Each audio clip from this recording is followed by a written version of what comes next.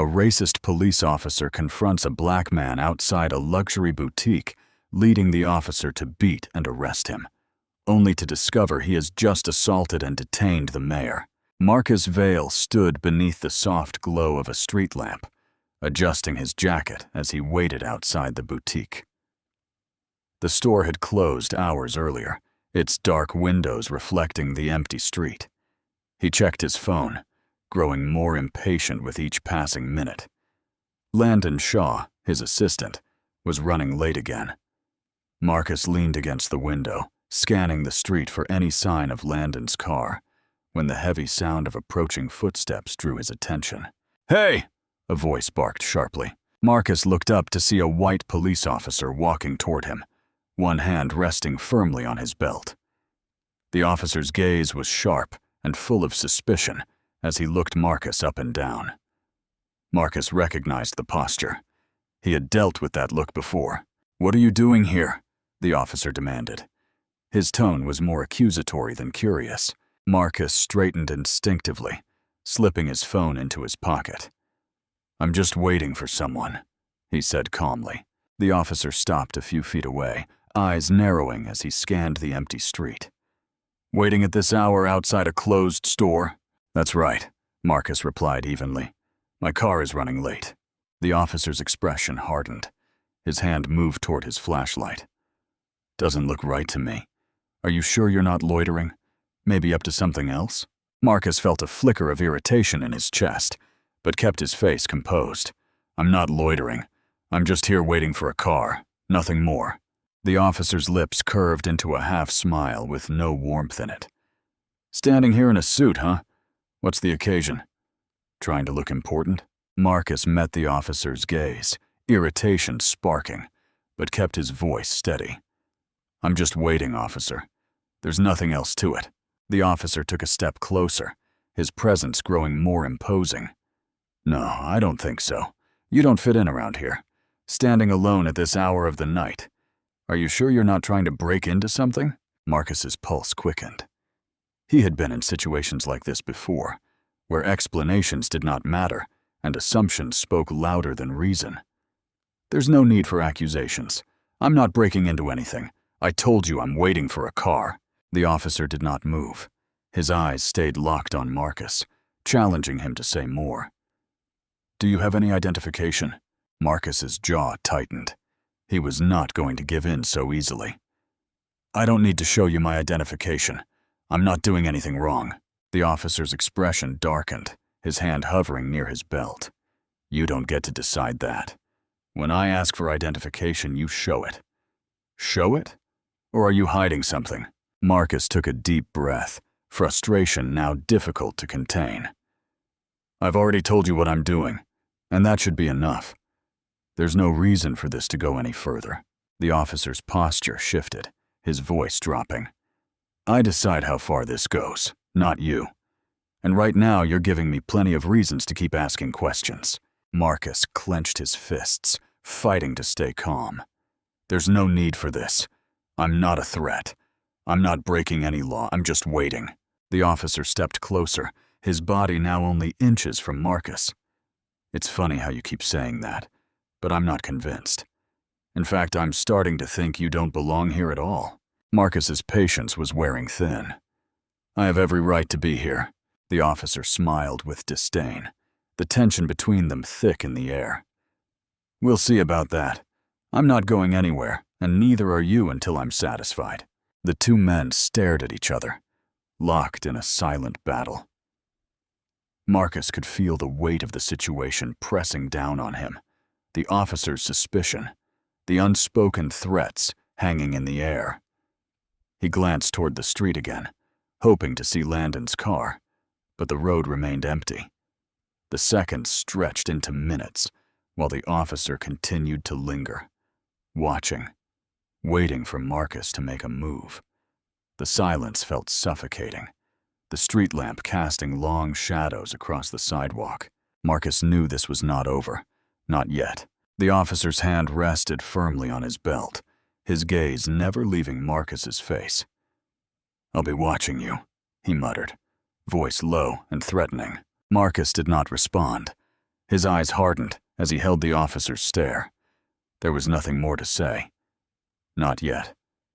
And so they remained there, two men caught in an unspoken clash, neither willing to yield as the cool night deepened. Marcus stayed steady, his body tense, while the officer refused to back down. The minutes continued to pass, with still no sign of Landon. The tension between the two men was palpable, thick in the air, as though the night itself had been charged with electricity. "I've already explained myself," Marcus said, his voice controlled even as frustration began to seep through. "I'm just waiting for someone. There's no reason for this." The officer took another step closer, his hand never leaving his belt, where his handcuffs and flashlight rested. "I don't care what you've said," he replied, voice cold and condescending. "Something about you just doesn't sit right with me."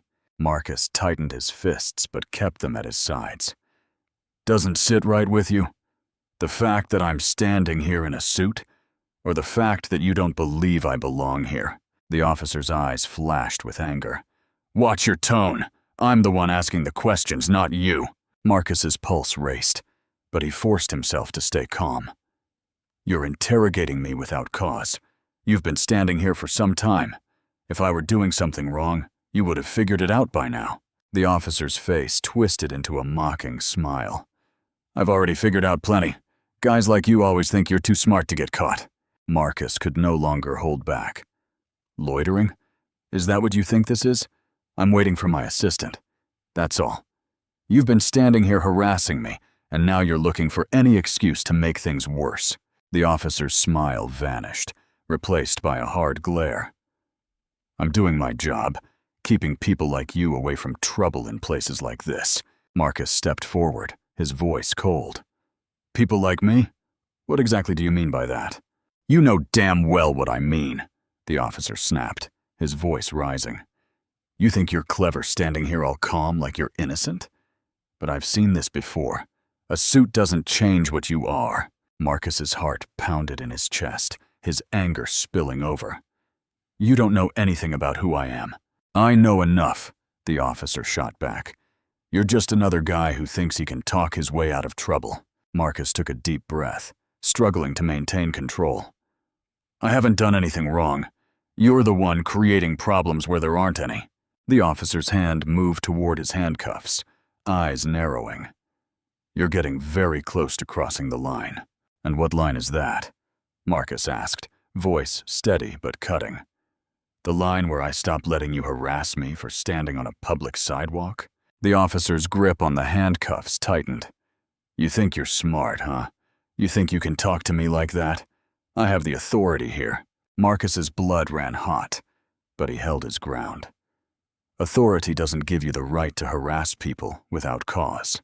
The officer stepped forward until he was inches from Marcus's face. "I don't need a reason if I feel threatened. And right now, I don't like how you're talking to me." Marcus could feel the situation spiraling out of control. The officer's aggression was increasing, but Marcus was not going to back down. "You feel threatened? I'm standing here unarmed, waiting for a car, and you're the one threatening to arrest me. That's not how this works." The officer's jaw clenched, his hand hovering over the handcuffs. "I decide how this works, and I've had enough of your mouth." Marcus squared his shoulders, looking the officer in the eyes. "I'm not finished until you stop treating me like a criminal." The officer's eyes blazed with fury. Without another word, he grabbed the handcuffs. "That's it. You're under arrest." Marcus's heart pounded as he watched the officer's hand move toward him, the metal glinting under the street lamp. This was happening, and there was nothing he could do to stop it. Marcus felt the cold steel of the handcuffs bite into his wrists as the officer shoved him roughly toward the patrol car. His jaw still throbbed from the blow, his body tense from the confrontation. But beneath the pain and tension, a calm began to settle over him. He knew something the officer did not, and that knowledge gave him the advantage. The officer, brimming with self-satisfaction, opened the rear door with a sharp tug. "Get in," he ordered, voice cold and full of authority. "I warned you not to resist." Marcus did not move. Instead, he straightened, took a deep breath, and with a quiet, confident smile said, "Before you put me in that car, why don't you check my identification?" The officer froze, hand still on the door, frowning in confusion. "What are you talking about?" Marcus's smile grew slightly. "You heard me. Check my identification. It's in my wallet." The officer hesitated, narrowing his eyes as though trying to decide if this was some kind of trick. "You had plenty of time to give me your ID. Now you want to cooperate." Marcus looked him in the eyes, voice calm and filled with quiet confidence. "You're going to want to know who you just handcuffed before this gets worse for you." The officer's confidence wavered, but he was not yet fully convinced. "Fine. Let's see what you've got," he muttered, reaching into Marcus's pocket and pulling out his wallet. With a flick of his wrist, the officer opened it and removed the identification card. For a moment he squinted, expression blank. Then, as the information registered, the color drained from his face. The name, the title. Everything clicked into place. His eyes moved from the ID to Marcus, disbelief and panic crossing his features. "That's right," Marcus said, voice soft and unhurried. "I'm the mayor of this city." The officer's face went pale. The full weight of what he had just done sank in. He looked at the ID again as though hoping it would change. It did not. The realization hit him hard. He had just assaulted and arrested the highest-ranking official in the city. The officer's hands trembled as he fumbled with the handcuffs, his earlier aggression gone, replaced by panic. "Sir, I didn't know. I didn't realize." Marcus cut him off, voice still calm, but now sharper, more authoritative. "You didn't realize because you assumed. You let your prejudices blind you. And now you're in a situation you can't talk your way out of." The officer's face flushed with shame and fear as he hurriedly unlocked the handcuffs, freeing Marcus's wrists. "I'm sorry, sir. I didn't mean. Marcus's voice rose slightly as he rubbed his sore wrists, eyes flashing with contained fury. "You didn't mean to hit me? You didn't mean to slam me against that window and treat me like a criminal?" The officer stumbled over his words, searching for some way to salvage the situation. "Sir, I thought, Marcus interrupted again. "That's the problem. You didn't think. You saw me standing here, and because I didn't fit your idea of who should be in this neighborhood, you decided I was a threat. That's what you did," the officer stammered, stepping back slightly as Marcus advanced, voice firm and unrelenting. "Do you have any idea of the situation you've put yourself in? Do you understand the consequences of your actions tonight?" The officer's eyes were now wide with fear. "Sir, I'm sorry. I didn't mean for it to go this far." "You didn't mean for it to go this far?" Marcus's voice was cold, his words cutting through the officer's weak defense. "This is exactly what happens when you let your bias dictate your actions. You're supposed to serve and protect, not assault and profile." The officer swallowed hard, face pale, hands still shaking. "I made a mistake." "A mistake?" Marcus's voice was low, controlled, but deadly serious. "Do you think that's going to fix this? Do you think an apology is enough to make up for what you just did?" The officer could not meet Marcus's eyes. His entire demeanor collapsed under the weight of the realization. Marcus stepped back, letting out a long breath. "I want your badge number, now." The officer stammered out the number, voice barely a whisper as he recited it. Marcus pulled out his phone and noted the number calmly before looking the officer in the eyes one final time. "You'll be hearing from me again," he said, tone final. "And next time, you won't get off so easily." With that, he turned and walked away, leaving the officer standing there, paralyzed by fear and regret, while Marcus moved down the empty street. His mind was already rotting toward the future. This incident was not just personal. It was a symptom of a much larger problem, one he was now in a position to confront once and for all. And after tonight, that change was going to happen. one way or another. Marcus walked quickly down the street, the weight of the night's event settling heavily on his shoulders. His jaw still ached from the officer's blow, and the faint burn of the handcuffs lingered on his wrists. But more than the physical pain, it was the anger bubbling beneath the surface that fueled his steps. He could not let this pass. Turning the corner and moving away from the scene, he pulled out his phone. His fingers trembled slightly, not from fear, but from the adrenaline still coursing through his body. He dialed quickly. The familiar number rang in his ear. After a few tones, a voice answered. "Landon," Marcus said, voice short and direct.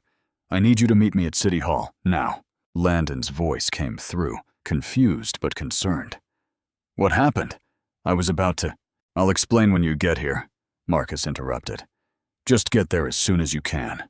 Without waiting for a response, Marcus hung up and slipped the phone back into his pocket.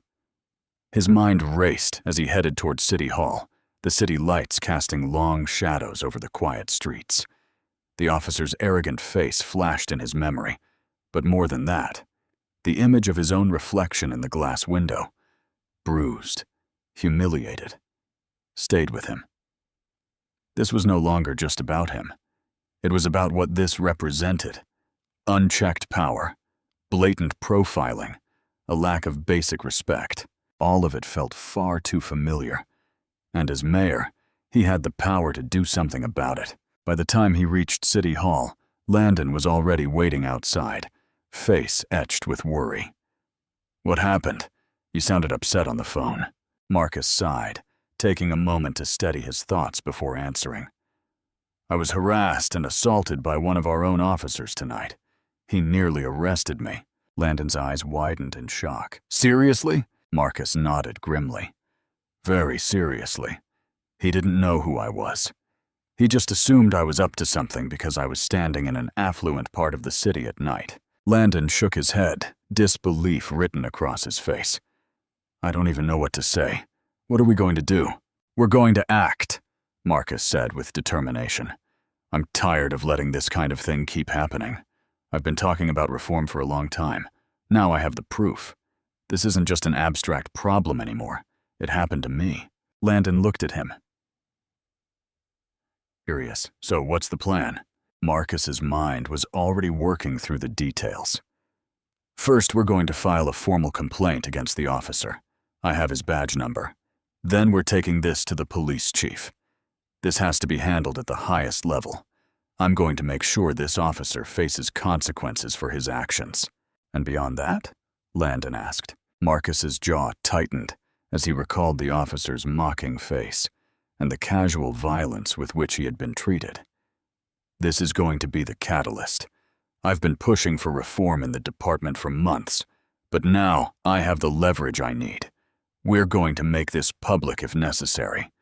The community needs to know that this kind of behavior will no longer be tolerated." Landon nodded, expression so serious.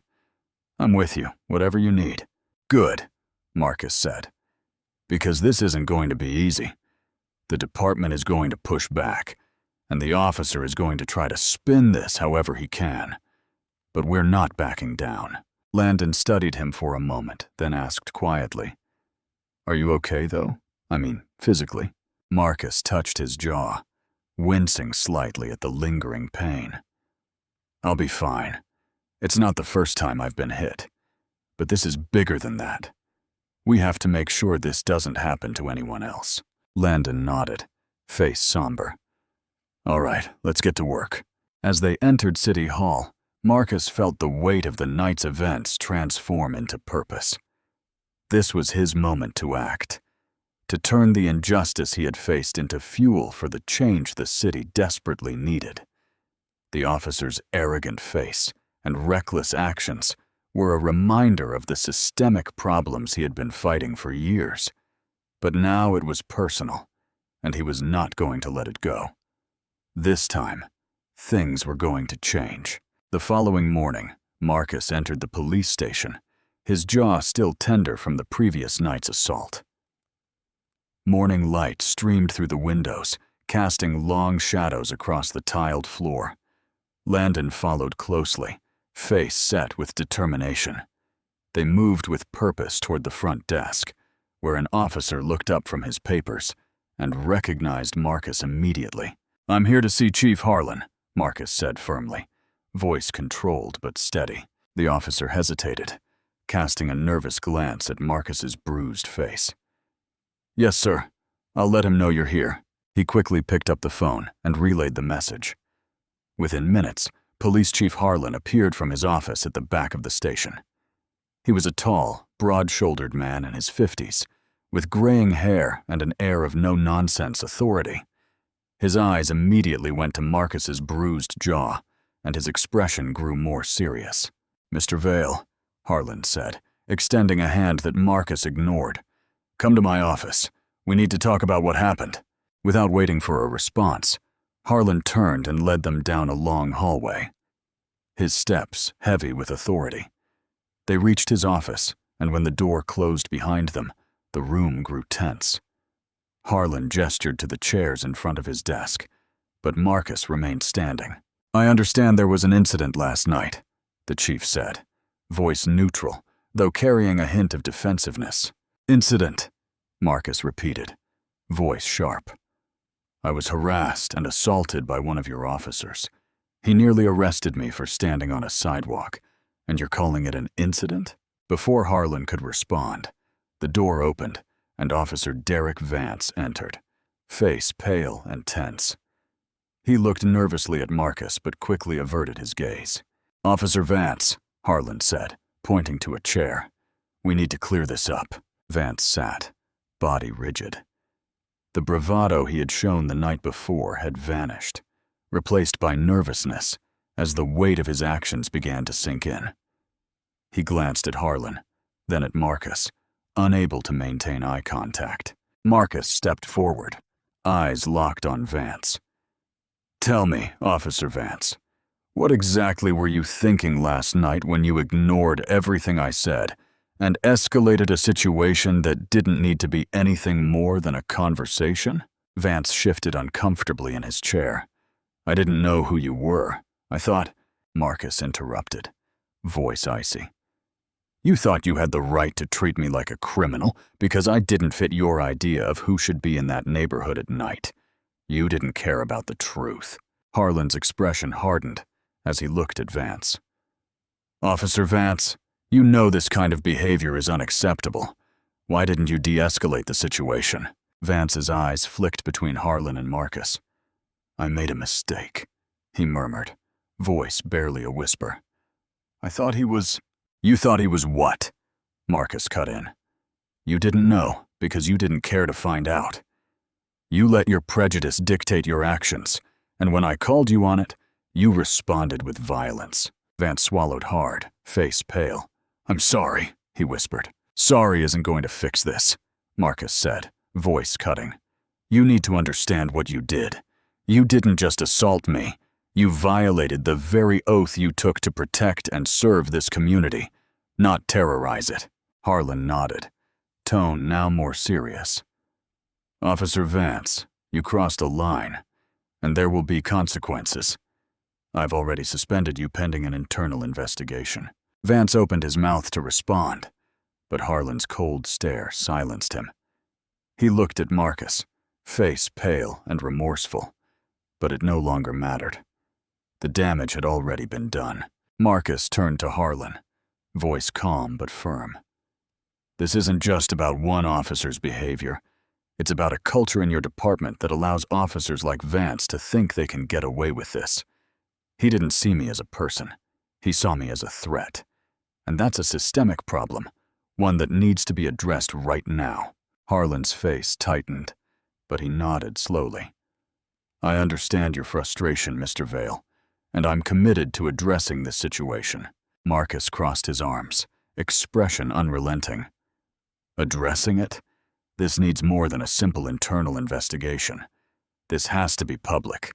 People need to know that this department is taking real steps to reform. I want a public report, transparency, accountability." Harlan's face hardened slightly, but he kept his tone measured. "We'll make sure the investigation is thorough and appropriate action is taken.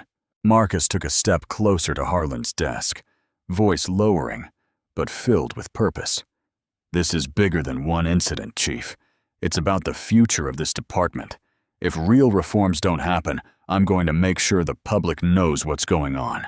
This city deserves better.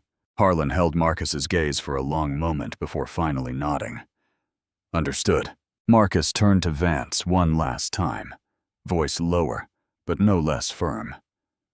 You thought you could get away with this because you assumed you had all the power. But now you know you don't, and there will be consequences for your actions. Vance did not respond. He could not even look at Marcus. Without another word, Marcus turned and walked out of the office, Landon following closely behind. The air outside felt lighter, but Marcus knew this was not over. The fight for justice and reform had only just begun, and this time, he would not stop until real change happened. As they left the station, Marcus felt the momentum finally on his side. Now was the time to make sure the system changed for good. Marcus left the station with a clear mind, steps steady as he and Landon headed to the car. The cool morning air filled his lungs as he took a deep breath, processing the magnitude of what had just occurred. He had set the wheels of accountability in motion, but this was only the beginning. True reform would take more than a single meeting with the police chief. Landon broke the silence as they reached the car. Do you think they'll actually follow through? They'll have to, Marcus said, sliding into the driver's seat. This isn't something they can sweep under the rug, not this time. Landon nodded, but still looked concerned. What if they make Vance the scapegoat? Suspend him, maybe even fire him. But nothing else changes. Marcus gripped the wheel. That's not going to happen. We're not going to give them that option. As they drove through the city, Marcus's thoughts raced. The weight of his responsibilities pressed on him, but it also fueled him. This was not just about last night. It was about the broken system that had put him in that situation. His reform agenda could no longer wait. Landon glanced over, concern still marking his forehead. We have to get ahead of this. Once people hear what happened, the story is going to explode. We need to control the narrative. Marcus nodded.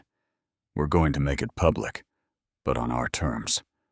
People need to hear the truth, and I'm going to make sure they hear it directly from me. By the time they reached City Hall, Marcus had already formulated a plan. He headed straight to his office, mind fixed on what needed to happen. Get the press team moving, he said, as he sat at his desk, checking the clock. I want to hold a press conference this afternoon. We're going to lay out what happened, the steps we're taking, and make it clear there will be transparency in this investigation. Landon nodded, already dialing. Are you going to tell them everything? Marcus hesitated, thinking through the details. Yes. They need to know the full truth. We can't hold anything back. Landon paused, phone in hand. Are you going to name the officer? Not yet, Marcus said. The investigation still needs to happen, but I'll make it clear what he did and how wrong it was. Within hours, the media gathered outside City Hall. Reporters, news cameras, and members of the public filled the space in front of the building, all waiting for Marcus to speak. He could feel the rising tension. The city was already buzzing with speculation. Landon entered his office, phone in hand. Everything's ready. The press is waiting. Are you sure you want to go through with this? Marcus adjusted his tie in the mirror, his bruised jaw still visible. It's the only way to make sure they understand how serious this is. Landon nodded. Then let's do it. When Marcus stepped out of City Hall and approached the podium, the crowd fell silent. Cameras flashed, microphones rose, and all eyes were on him. He took a deep breath, feeling the weight of the moment. Good afternoon, he began, voice calm but resolute. I've called this press conference today to address an incident that occurred recently involving one of our city's police officers and myself. The crowd stirred, tension rising as people leaned in to hear more. Recently, I was standing outside a store waiting for a car when a patrol officer approached me. Despite my calm explanation of why I was there, the officer became increasingly aggressive. He made assumptions about who I was and why I was there. Marcus paused, letting the weight of his words settle before continuing. He accused me of lying, of being up to no good, simply because I didn't fit his idea of who should be in that neighborhood. When I tried to explain myself calmly, the situation escalated. He struck me, handcuffed me, and was moments away from putting me in the back of his patrol car. A murmur rippled through the crowd, the impact of his words sinking in. At no point did I resist, Marcus continued, voice rising with conviction. I was calm, clear, and respectful. But that didn't matter. What mattered to him was what he saw when he looked at me. Not the words coming out of my mouth, not my explanations. He saw a threat and acted on that assumption. Marcus glanced at Landon, who gave him an encouraging nod. He turned back to the crowd, voice steady but passionate. It wasn't until I told him to check my identification that he realized who I was. In that moment, everything changed. Panic set in. He uncuffed me, stammering apologies, realizing the mistake he had made. But the mistake wasn't just about me. This has to do with the systemic problems in our police department. He leaned slightly forward, gripping the sides of the podium. This isn't just about one officer. It's about a culture that allows these assumptions to be made. It's about a system that allows people to be treated as suspects based on their appearance rather than their actions. This is what we've been fighting to change. The crowd remained silent, hanging on his words. There will be a full investigation into this officer's actions, Marcus continued, and I will personally ensure that the investigation is transparent. The people of this city deserve to know what's happening in their police department. I will not let this become another story that fades into the background. Marcus paused again, looking directly into the cameras. But this is bigger than one incident. It's about making real, lasting changes in our police department. I've been fighting for police reform for years, and last night I experienced firsthand why that fight is necessary. No one should be treated the way I was treated last night. Reporters began shouting questions, voices rising in the crowd. Marcus raised a hand to silence them. There will be more to say as the investigation moves forward. But let me make one thing clear. This is not the end. This is the beginning of real change. I will not stop until every person in this city, regardless of who they are or where they come from, can trust that they will be treated fairly and with respect by the very people sworn to protect them. With that, Marcus stepped away from the podium. Landon caught up with him at the bottom of the steps, expression serious. That was intense, he said quietly. But you did what had to be done. Marcus nodded. It's time this city woke up. We've talked about reform for too long. Now it's time to make it real. As they walked back into City Hall, Marcus felt the weight of leadership more intensely than ever. But he also felt something else, a renewed sense of purpose. This was the moment he had been waiting for. Now it was up to him to push for the reforms the city so desperately needed. This time, he would not stop until the system changed for good. Marcus sat in his City Hall office, looking out over the city through the large windows. The press conference had shaken the city's leadership, and the phone had not stopped ringing since he stepped off the podium. Calls from council members, local organizations, and even constituents poured in. Everyone wanted to know more, express outrage or support, or demand faster action. The city was waking up, but the challenge ahead was daunting. Landon entered the office, phone in hand. You've been getting a lot of attention. Social media is buzzing, and the press is covering the story non-stop. Marcus sighed and rubbed his temples. Good. We need to keep the pressure on. I want people to understand how serious this is. Landon nodded, approaching the desk. I've spoken with some community leaders, and they're ready to support you. But they're also expecting something concrete. They want to know what reforms you're going to push for. Marcus nodded slowly, mind already in motion. We need to start with the investigation into Officer Vance. But that's only the first step. We need real, systemic changes, more oversight, better training, and stricter accountability measures. Landon's expression was serious. I agree. But you know the police union is going to fight this with everything they have. They're already responding to your public statements, saying you're getting ahead of yourself. I don't care what the union says, Marcus replied, voice firm. If they're not willing to reform from within, then we'll push from outside. This isn't going away. Before Landon could respond, there was a knock at the door, and Marcus's assistant entered. Mr. Vale, the police chief is here to see you. Marcus exchanged a quick glance with Landon before rising from his desk. Send him in. Chief Harlan entered with his usual confident stride, but now more measured. He gave a brief nod to both men before taking a seat across from Marcus's desk. There was a brief, awkward silence as Harlan's gaze met Marcus's. Mr. Vale, Harlan began, tone polite, but carrying a hint of defensiveness. I've seen the coverage of the press conference.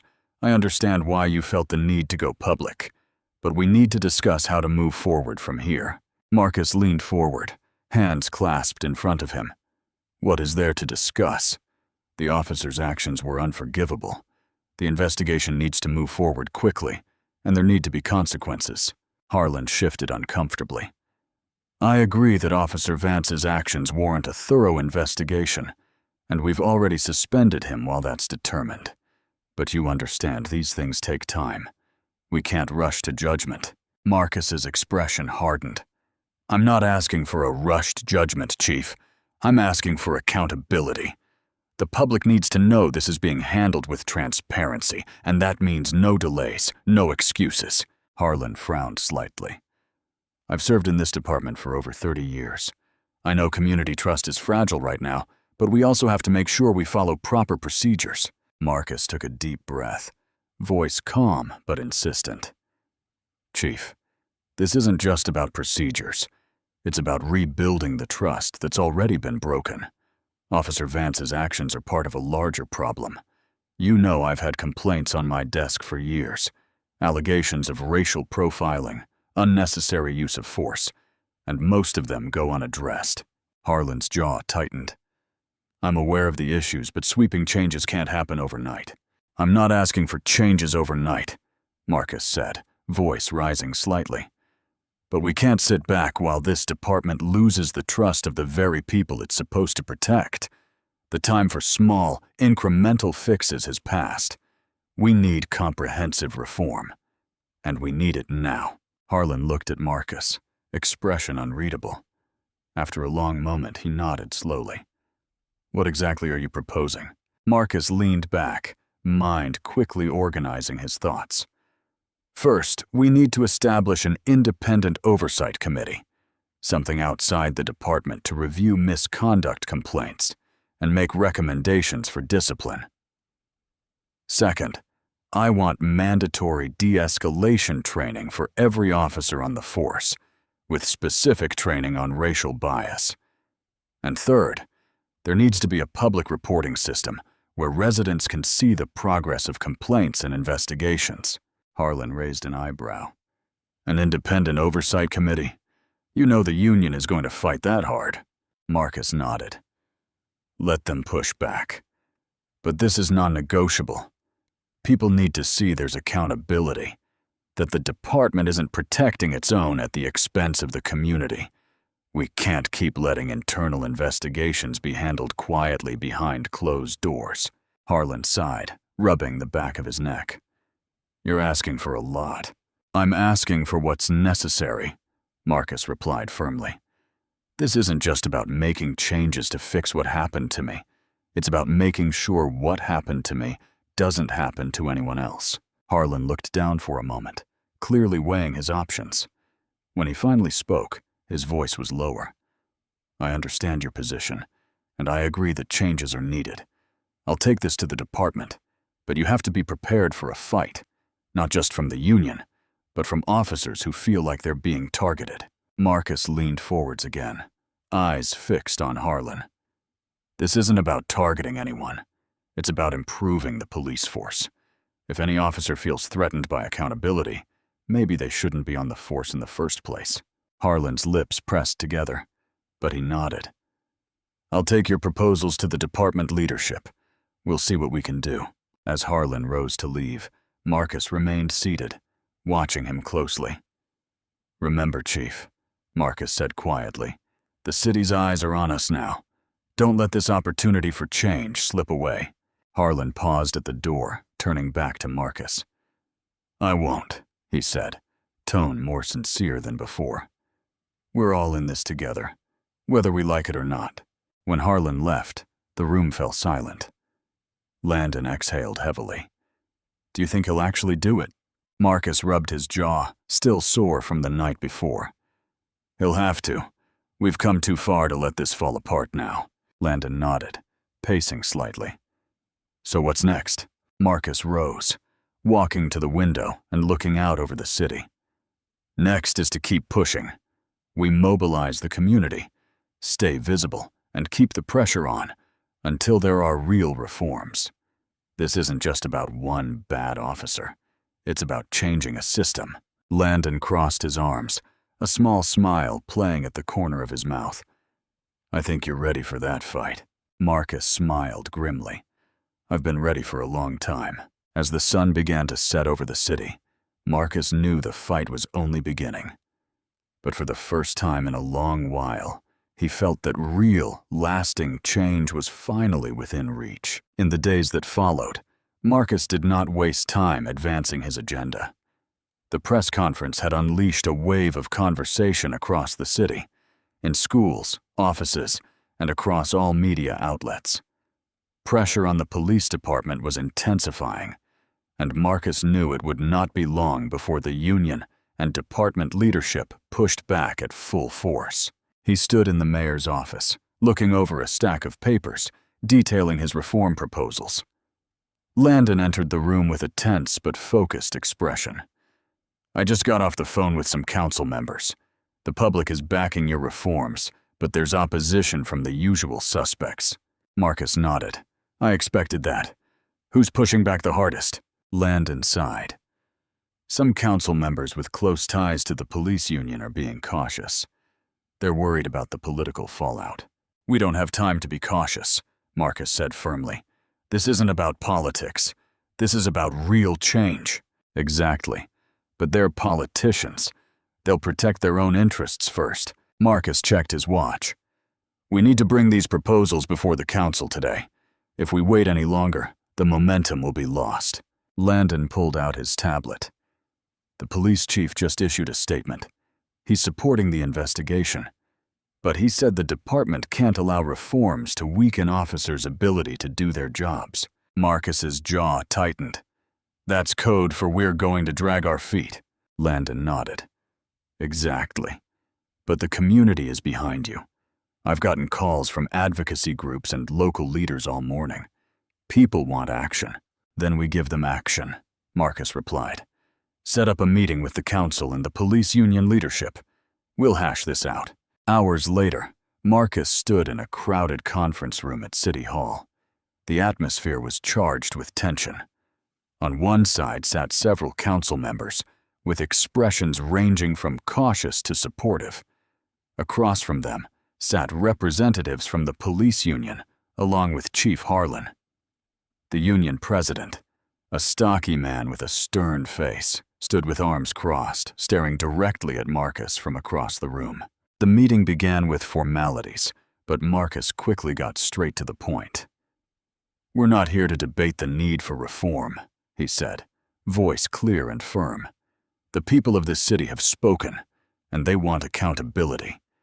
The system as it stands is broken, and we have an obligation to fix it. The union president shifted uncomfortably in his seat.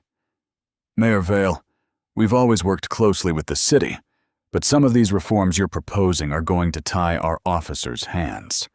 We can't allow that. Marcus leaned forward. This isn't about tying hands. It's about making sure officers are held to the standards we expect from those entrusted with protecting the public. If accountability weakens the force, then that's a problem with the force, not with the reforms. Harlan cleared his throat. We support improving training, especially in de-escalation tactics, but the Oversight Committee is going to cause major friction. Officers are going to feel like they're being questioned constantly by people who don't understand the dangers they face.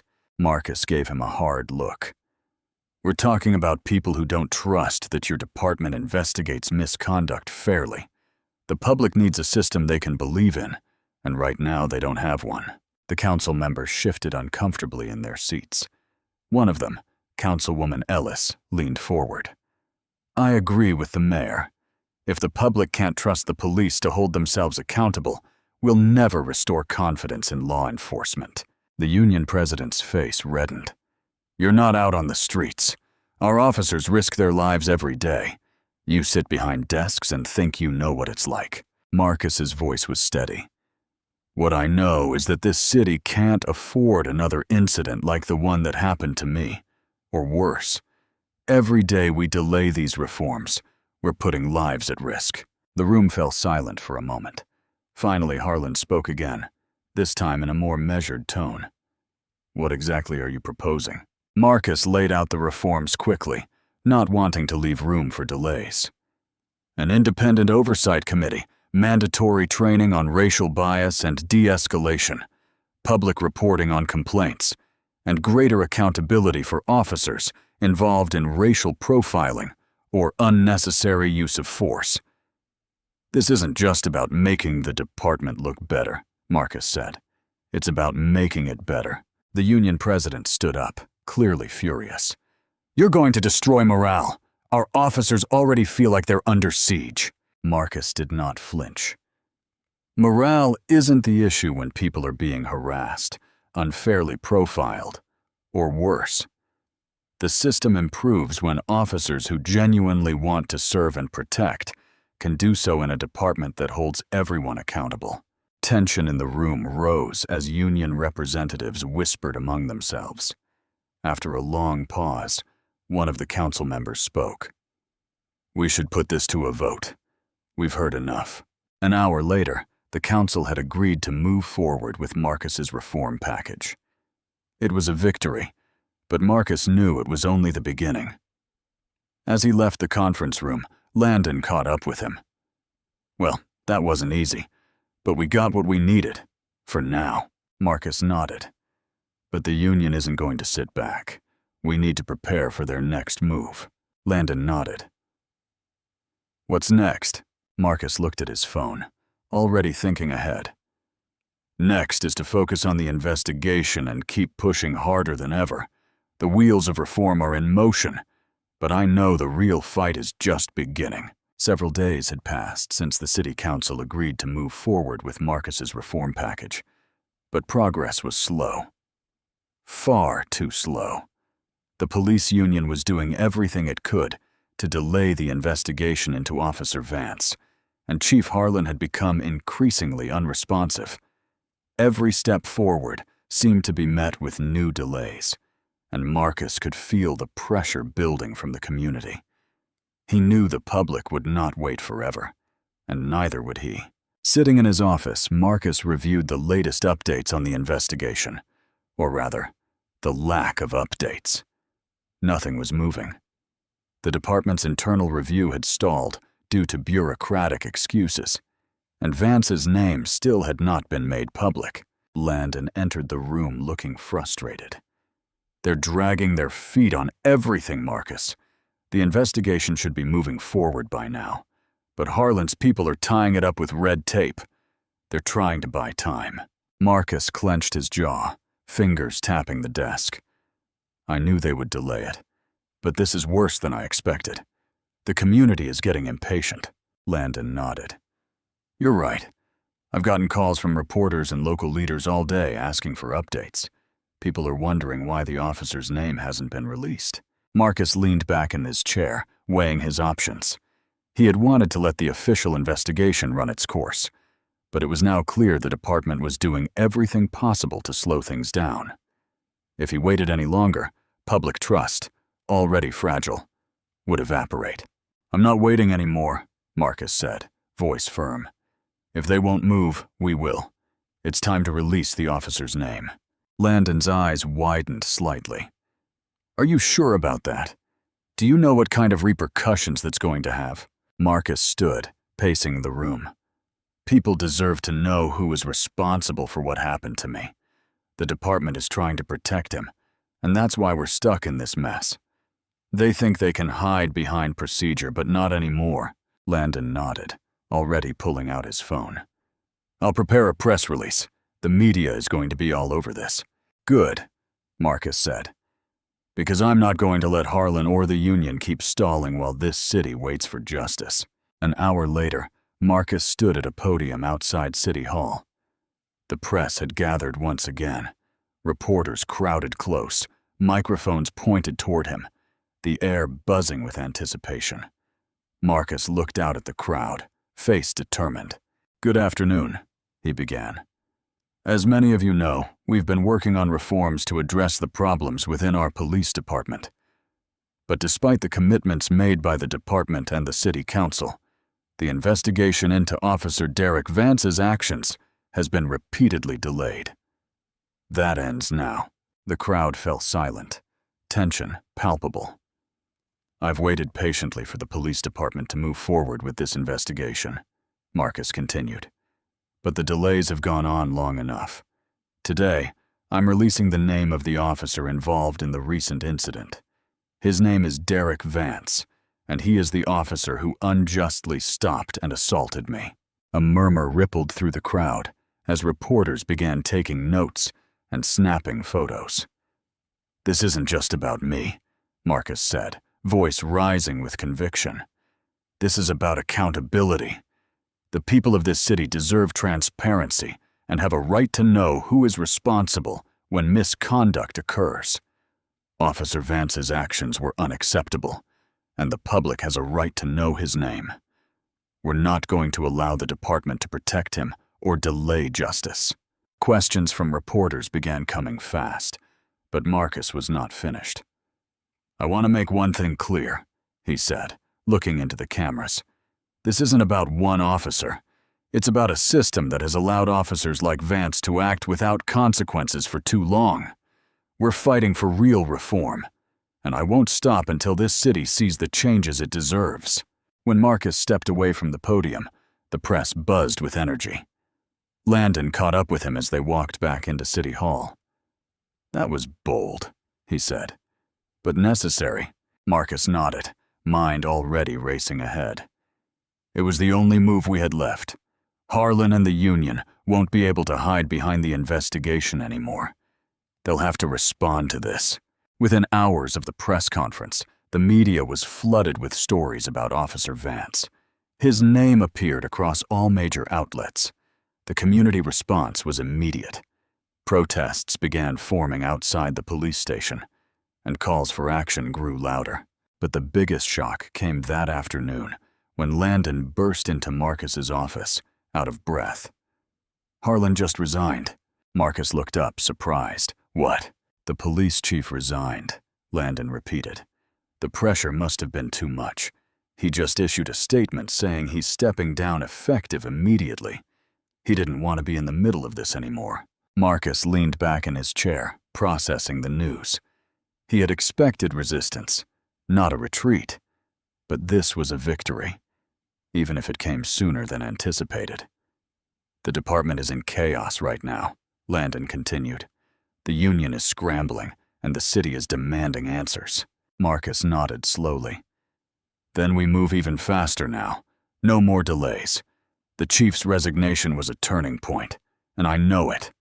With Harlan gone, the department is vulnerable, and the momentum toward reform is finally on our side.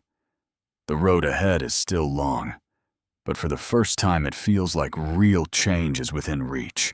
With the chief's resignation still causing a stir across the city, Marcus wasted no time moving forward. The police department was under more scrutiny than ever, and now more than ever, the city needed decisive action. The next major step would be the Internal Review Board's decision on Officer Derek Vance. But this time, Marcus was not willing to stay on the sidelines. While Marcus stood in his office reviewing the latest reports, Landon entered with an update. "The review board meeting is scheduled for next week," he said, handing Marcus a folder. "They're going to decide Vance's future with the department." Marcus barely glanced at the folder. "I want to be in that meeting."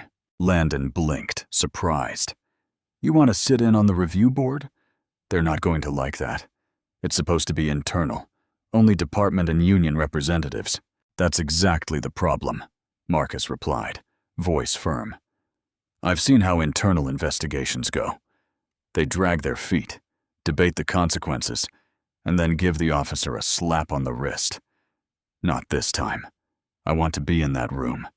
I want to see how they justify keeping a man like Vance on the force." Landon hesitated. "You're the mayor. You have the influence to push for this. But you know they're going to push back, especially the union. They'll see it as interference." Marcus nodded, already moving toward his desk to make the call. "Let them push back. But I'm going to be in that room, and Vance's days on this department are over." The next morning, Marcus had formally requested to attend the review board meeting. The reaction was immediate. The union president, as expected, went on the offensive, calling Marcus's request a violation of department procedures and an unprecedented political overreach. Several high-ranking officers within the department expressed the same sentiment. But Marcus did not care. The public was on his side, as were the city's community leaders.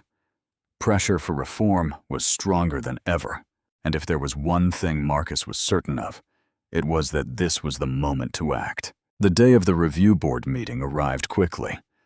Marcus entered the conference room where the board had already gathered. It was a small, private space with a long table in the center. Around it sat members of the police review board, senior officers, a union representative, and a legal advisor.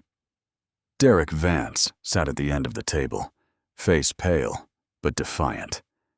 Marcus could feel the tension in the air as he took a seat. The board president, Captain Whitaker, cleared his throat and spoke, tone measured. "Mayor Vale, I understand you've requested to observe the proceedings today." Marcus nodded, gaze fixed on Vance. "I'm here because the people of this city demand accountability. Officer Vance's actions were a serious breach of the trust the public placed in him. I want to make sure that this board makes the right decision." Whitaker looked uncomfortable, but continued. "We're aware of the public interest in this case. However, as you know, these proceedings are typically handled internally. We're here to review Officer Vance's conduct and determine whether disciplinary action, including possible termination, is warranted." Marcus leaned forward, voice calm but firm. "With all due respect, this case goes beyond typical internal matters. Officer Vance didn't just violate procedure. He abused his authority. He assaulted me and nearly arrested me without cause, simply because of his biases. This isn't just about department policy. It's about the integrity of the entire force." Vance, who had remained silent until that point, finally spoke, voice defensive. "I did what I had to do. He was standing there late at night, not answering my questions. I was following my training." Marcus turned his gaze to Vance, expression hard. "Your training didn't tell you to ignore what I was saying. Your training didn't tell you to escalate the situation without reason. This isn't about procedure. It's about your assumptions." Vance shifted uncomfortably. "I've dealt with plenty of situations where someone says they're just waiting for a car, and it turns out they're a criminal. I made a call." "Well, you made the wrong call," Marcus shot back. "You made a call based on who I am, not on what I was doing. That's the difference." The room fell silent for a moment, as Captain Whitaker looked between Marcus and Vance. Then he addressed the room.